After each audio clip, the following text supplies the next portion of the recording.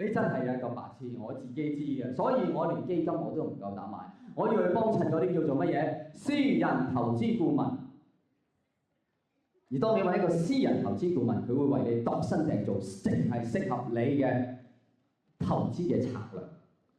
由於佢要度身訂造，佢要問你一啲好私人嘅問題。我入去佢就同我講啦：阿黃生，你有咩目標啊？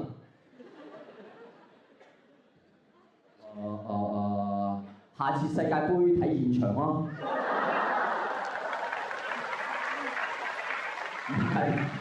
唔係㗎，黃生，你意思係你有咩長遠嘅目標？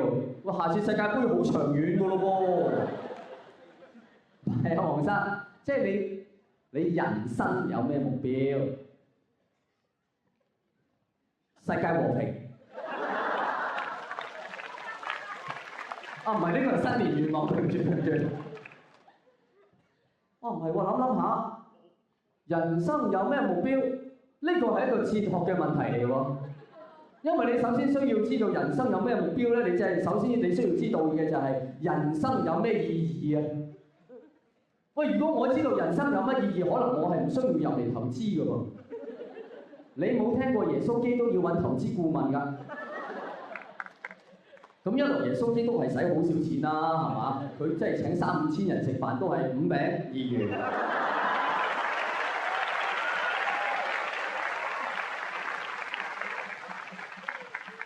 釋迦牟尼仲慳皮啊！5餅得啦，2魚慳翻啦，貧真係食齋嘅。喂，咁但係我都凡人嚟嘅啫喎，我點知人生有咩意義啊？喂，我就係不停咁提醒自己，仲係過往數年嚇，你唔好成日問埋晒人生有乜意義呢啲嘢啦。總之做人嘅嘢，比上不足，比下有餘，但求有餐安樂茶飯食就算啦。我而家就係入嚟問你點樣食安樂茶飯，你又調翻轉頭問我人生有乜意義？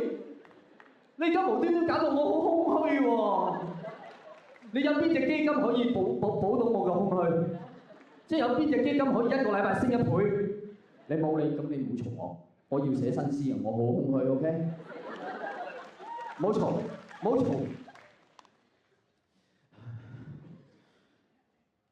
行3點鐘的中環啊！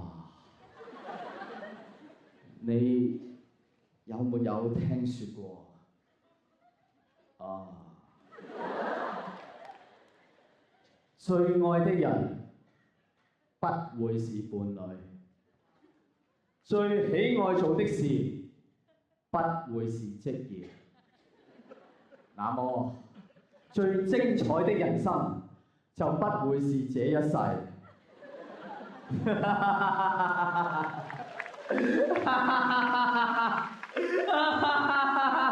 黃生，你冷靜啲。你冷靜啲，黃生。不如我哋由另一個角度講下呢個投資嘅嘢啫。其實投資無非就係風險嘅管理，即係。咁啊，黃生，你認為你閣下你能夠承受幾多風險啊？